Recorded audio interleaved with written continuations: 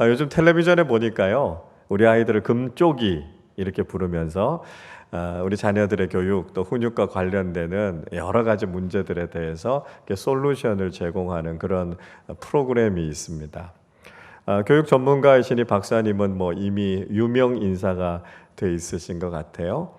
그만큼 우리 가정에서 자녀들을 교육하면서 또 양육하면서 여러 가지 고민과 어려움들이 참 많은 거죠. 저도 몇 번 뭐 영상을 본 적이 있습니다만 생각보다 심각한 경우들이 참 많이 있습니다.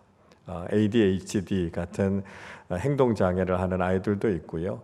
또 관계에 굉장히 어려움을 겪거나 또 마음이 굉장히 불안정해서 힘들어하는 그런 아이들의 모습도 볼 수 있었습니다. 너무 폐쇄적이거나 또 너무 공격적이거나 그래서 부모님들이나 또 어른들을 향해서 거칠게 말을 하거나 행동을 하거나 이런 아이들의 모습을 보면서 참 안타깝다. 상황이 참 만만치 않구나. 그런 생각들을 많이 갖게 됐습니다.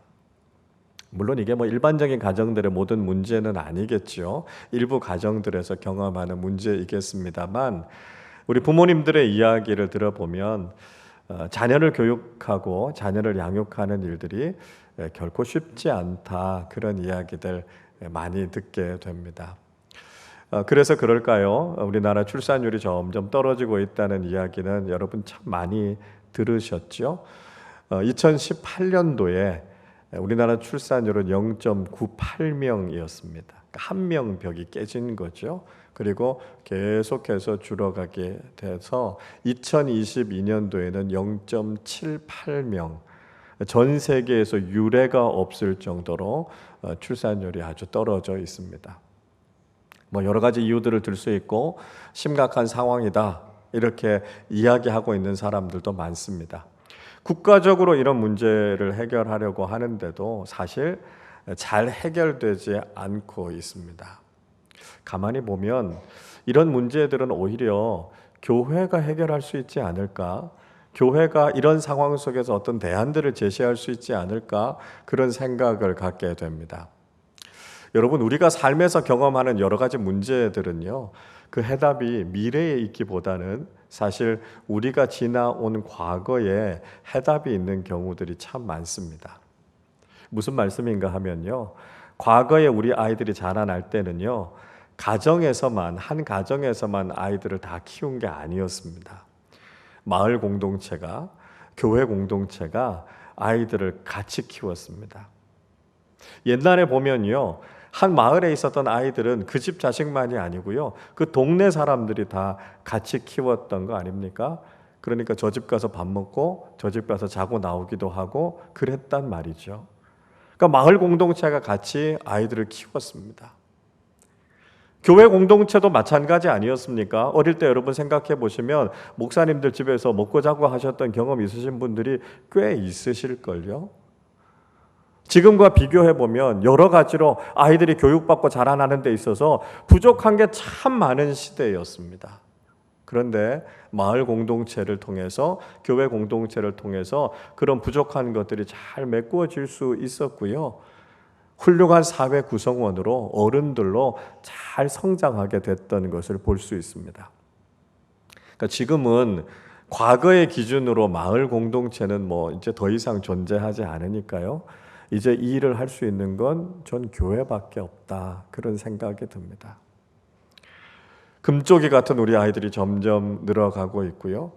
출산율이 이렇게 곤두박질 치고 있는 이런 시대 속에서 저는 교회가 해야 하는 역할이 굉장히 중요하고 큰 역할이다 하는 생각이 듭니다. 이 일을 같이 해야 하는 학교나 교육기관들은 이미 그 역할들을 다 잃어버렸어요. 그리고 세상과 어른들은 오히려 우리 아이들을 더 위험으로 몰아넣고 있지 않습니까? 이런 상황 속에서 저는 교회가 우리 아이들을 함께 키워야 되고요. 함께 교육해야 된다. 그런 생각이 듭니다. 그래서 교회가 주일을 통해서 우리 자녀들 주일 교육하는데 열심을 내고 있습니다. 거기에서 그치지 않고 좀 더 확대해서 주말에도요, 토요일에도 우리 자녀들 신앙으로 좀 관심을 갖고 잘 가르치려고 합니다. 그래서 매월 첫 번째 토요일 우리가 온가족 특별 새벽 기도회를 마치고 우리 자녀들을 위한 후속 프로그램들을 만들고 또 실시하기 위해서 우리 교육부가 신경을 많이 쓰고 있습니다. 앞으로도 토요일에 주로 이제 우리 자녀들 리더들을 키우는 일들을 토요일에 좀 집중적으로 하려고 그럽니다. 또 우리 아이들은요, 태생적으로 온라인이 익숙한 아이들이에요. 그래서 무조건 온라인을 금지시킨다, 그게 방법만은 아닌 것 같습니다. 그래서 우리가 지금 연구를 시작하려고 하는데요, 온라인을 통해서 어떻게 신앙교육을 할 수 있을까? 그래서 메타버스 교회학교를 올해 시범적으로 좀 저희가 연구를 시작하려고 하고 있습니다. 그래서 온라인을 통해서 우리 자녀들이 신앙교육에 좀 유익이 될 수 있도록, 우리 자녀들의 신앙교육을 좀 도울 수 있도록 온라인을 어떻게 활용할 수 있을까? 우리가 또 어떻게 준비해야 될까? 이런 일들을 지금 여러 가지 구상하고 생각하고 있습니다. 빠르면 저희가 내년부터라도 본격적으로 이 메타버스 교회 학교를 시작하려고 합니다. 제일 중요한 것은요, 우리가 기독교적인 대안교육을 우리는 해야 된다라고 하는 것이죠. 종종 제가 말씀드리지만 저는 우리 자녀들의 교육을 세상과 학교에 다 맡겨놓을 마음이 없습니다. 우리 자녀들은 믿음의 가정과 믿음의 공동체를 통해서 바르게 성장할 수 있기 때문에 우리가 이 일을 위해서 더욱더 마음을 쏟아야 되겠다, 그런 생각이 있습니다.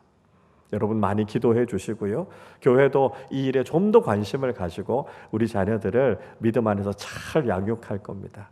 여러분도 많이 참여해 주시고 또 많이 격려해 주시기를 부탁드립니다. 그런 차원에서 또 좋은 사례 한 가지 여러분에게 소개해 드리려고 합니다. 이 간증은 어제 우리가 온가족 특별 새벽 기도회를 통해서 우리 교회 집사님 한 분이 간증하셨던 내용입니다.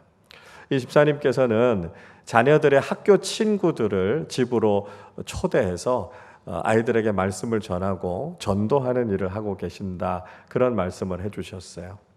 아이들이 그래도 같은 반 친구들이면 서로 친하게 잘 지내고 친구들 집에 가서 같이 시간을 보내고 놀기도 하지 않습니까? 그렇게 아이들을 집으로 초대해서 아이들을 위해서 정성껏 간식도 준비하고 식사도 준비하고 그러면서 같이 아이들하고 예배를 드리던 거예요. 그리고 사역일을 통해서 아이들에게 복음 전하는 일을 하고 계신다, 그런 말씀하셨습니다. 자발적으로 또 개인적으로 이렇게 아이들에게 복음을 전하고 아이들에게 신앙을 나누기 위해서 이런 일을 하고 계신다는 말씀을 듣고 굉장히 기뻤어요. 그리고 굉장히 감사한 마음이 들었습니다. 그리고 교회에 우리가 소개하고 이런 일들을 좀 교회적으로 우리 믿음의 부모님들이 이런 일들을 같이 하면 좋겠다, 그런 마음이 들었습니다. 그래서 우리 자녀들의 친구들을 가정으로 초대해서 같이 신앙의 문화가 무엇인지, 성경 말씀이 어떤 것인지, 또 성경과 관련되는 아이들의 놀이나 또 여러 가지 활동들을 통해서 우리 아이들에게 자연스럽게 신앙을 좀 나누고 전도하는 일들에 같이 참여하면 좋겠다, 그런 마음이 들었습니다. 그리고 교회가 어떻게 좀 도와드릴 수 있을까, 이런 마음을 가지고 실천하려고 하는 우리 부모님들께 우리가 필요한 활동 내용들도 좀 소개해드리고요, 또 간식비도 좀 지원해드리고 필요한 좋은 기독교 서적들이나 아이들이 활용할 수 있는 교육 자료들이 있으면 좀 제공해드리고 그렇게 하려고 합니다. 앞으로 우리가 가정통신문을 통해서도 여러분들 안내해 드릴 텐데요, 사랑하는 우리 자녀들, 우리 가정을 통해서 우리 자녀들에게 복음을 전하고 전도하는 일들에 여러분 더 많이 관심을 가져주시고 함께 해주시면 좋겠다, 그런 마음이 있습니다. 우리 부모님들이 자녀들을 키우면서 늘 가장 중요한 관심은 우리 자녀들이 바람직하게 잘 성장하는 거 아니겠습니까? 우리 자녀들이 잘 자라고 있나? 부모님들은 어린아이들 때뿐만이 아니라 성장해가는 과정마다 아이들의 자라가는 모습에 대해서 관심이 많습니다. 우리 아이들이 제대로 잘 자라나기 위해서 부모님들로서 할 수 있는 모든 걸 다 하죠. 아이들을 향한 기대가 때로는 너무 크다 보면 때로는 그 기대에 부응하지 못하는 아이들의 모습을 보면서 때로는 실망하게 되기도 합니다. 그러나 우리 아이들이 정말 하나님의 말씀 안에서 잘 자라가는 모습들이 부모님의 마음에는 얼마나 큰 기쁨이 되는지 모릅니다. 동시에 부모님들도 한번 생각해 볼 필요가 있는 것 같아요. 우리 자녀들을 향해서 가지고 있는 우리의 기대가 정말 올바른 기대인가?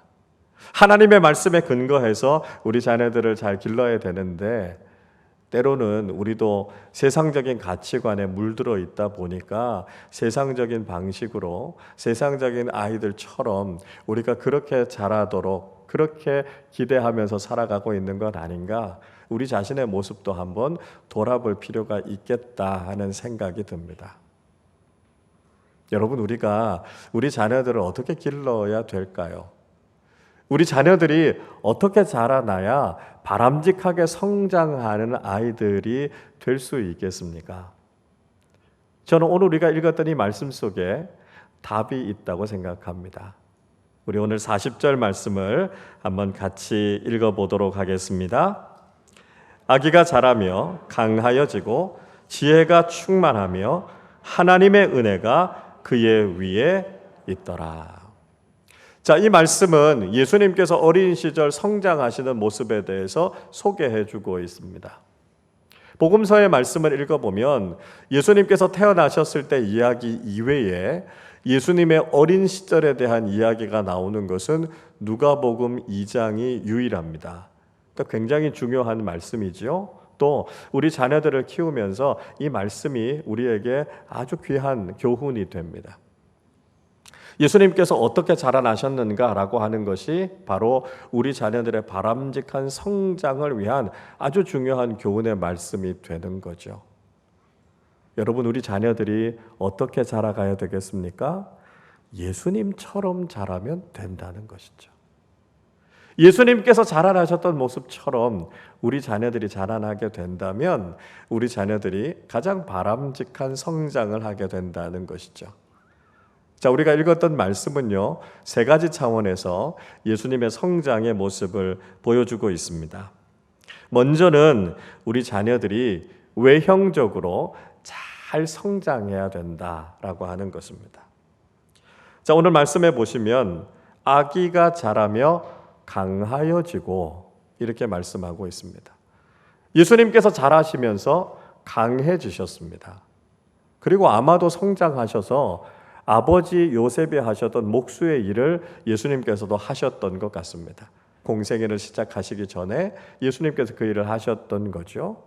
예수님께서 태어나셨을 때 또 예수님께서 12살이 되셨던 오늘 본문 뒤쪽에 나오는 이야기 속에서는 아버지 요셉에 대한 언급이 있습니다.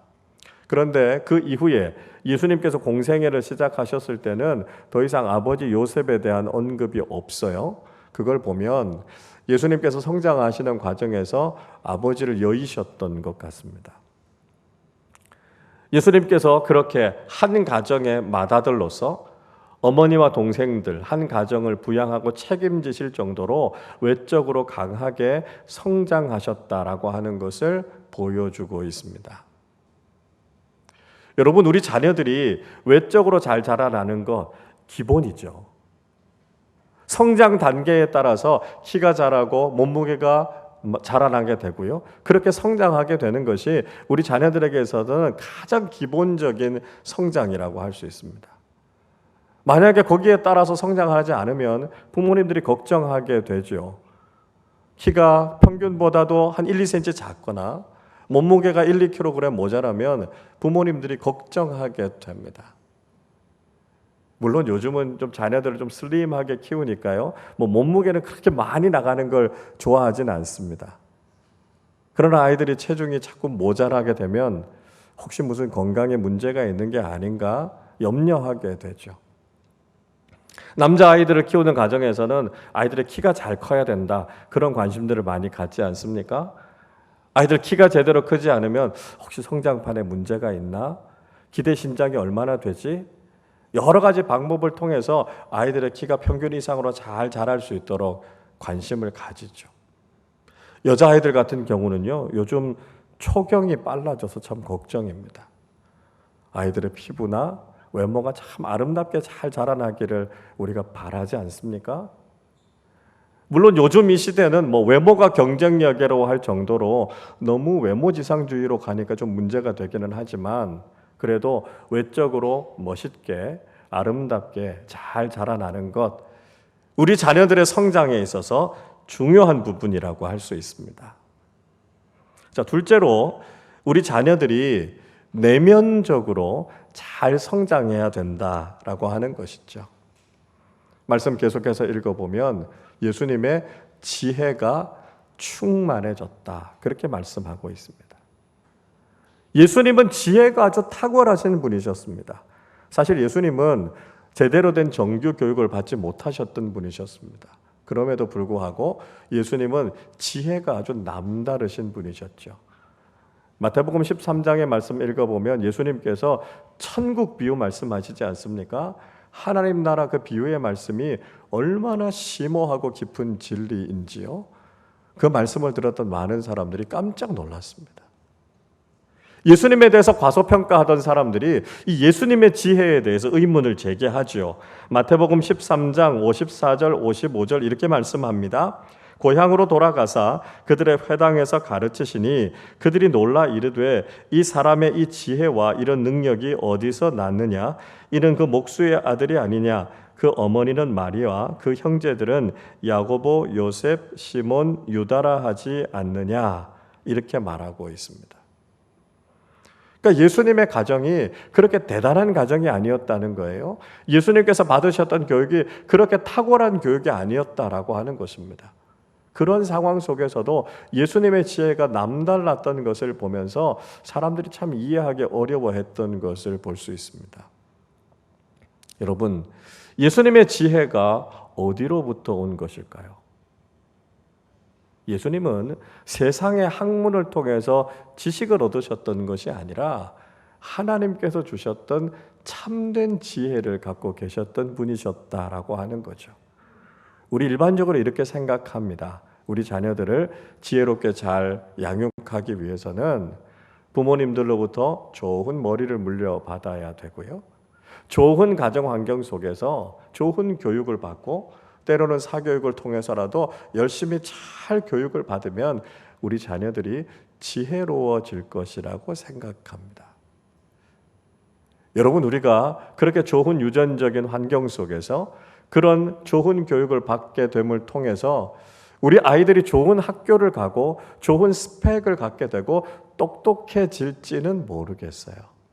그러나 그렇게 한다고 해서 우리 자녀들이 지혜로워지는 것은 아니라는 것을 알아야 됩니다.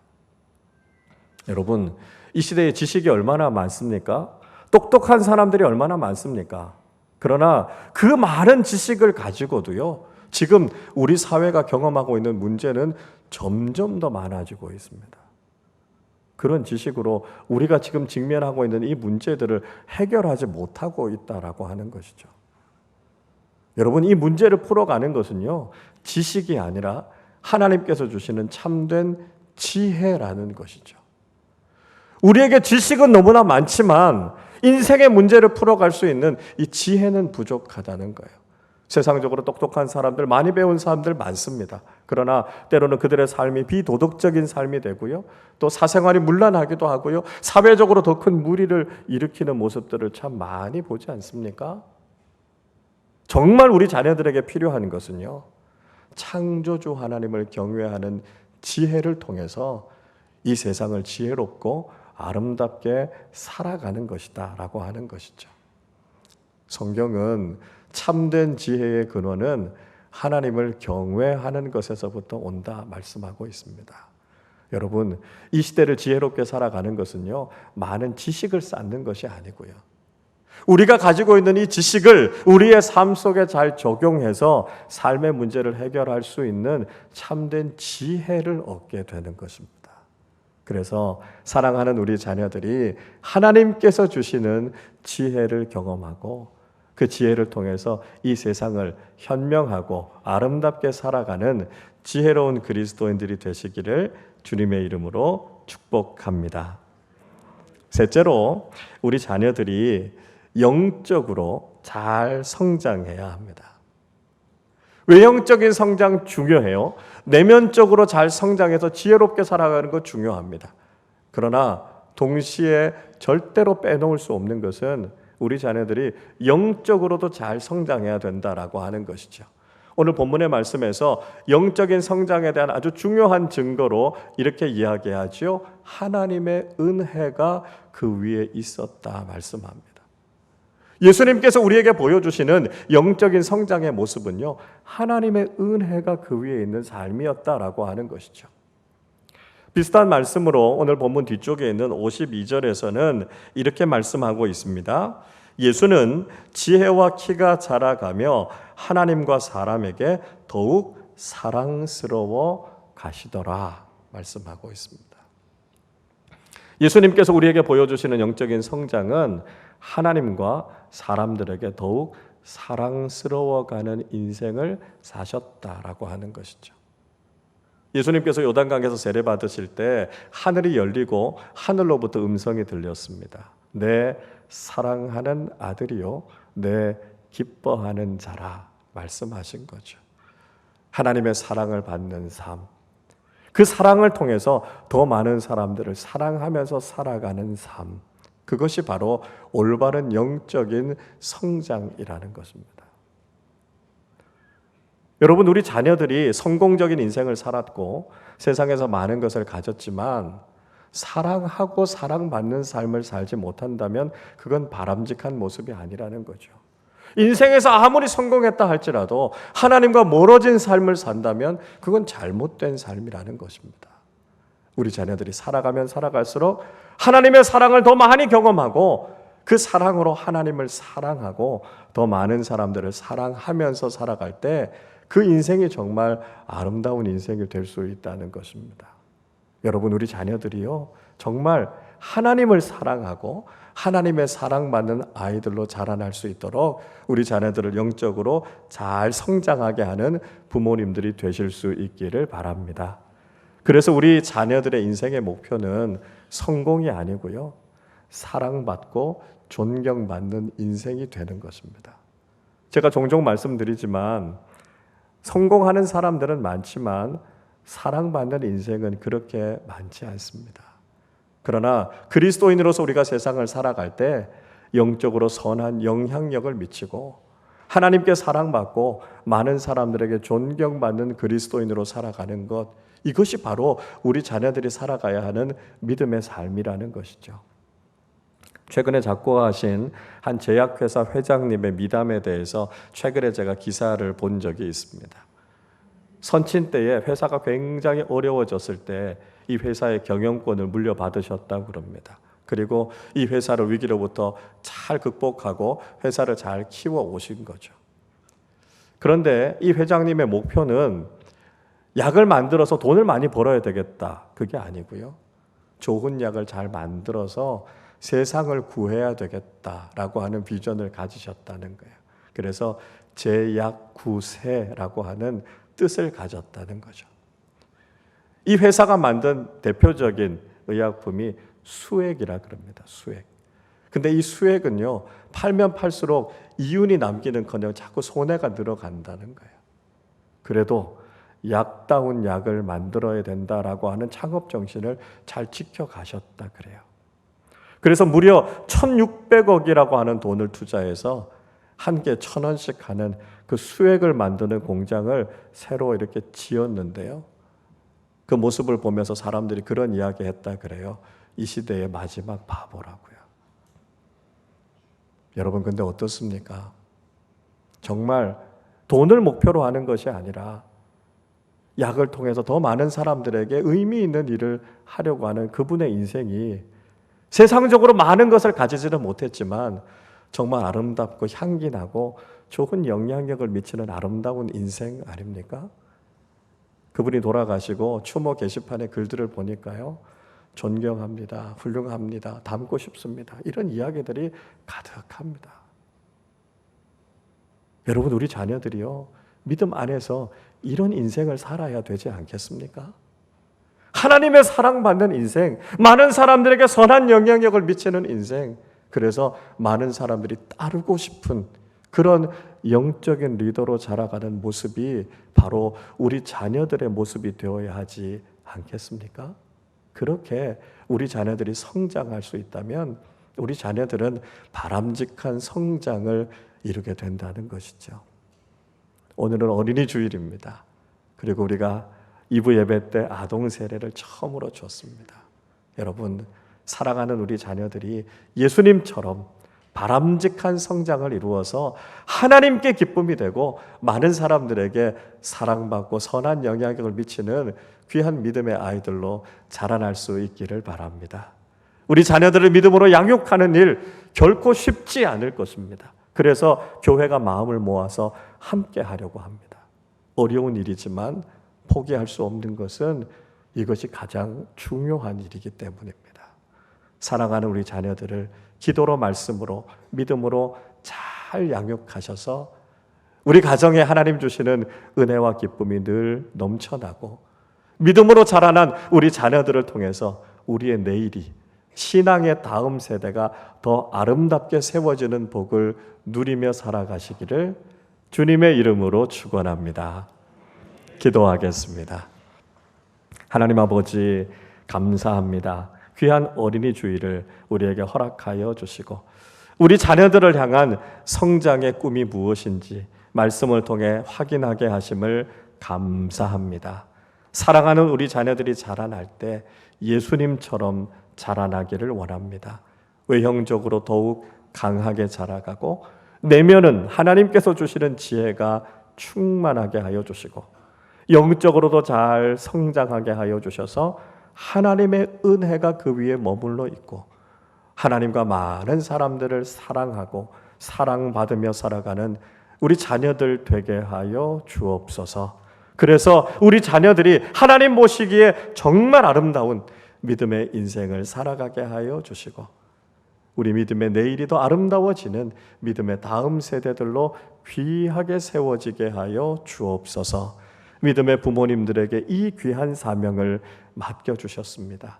기도하면서 말씀으로 우리 자녀들을 잘 양육하게 하시고 온 교회가 마음을 모아서 믿음의 다음 세대를 양육하는 일을 위해서 헌신하며 우리의 모든 것들을 드려 우리의 내일이 더 아름다워지는 신앙의 복을 경험하게 하여 주옵소서. 감사드리며 우리 주님 예수 그리스도의 이름으로 기도하옵나이다. 아멘.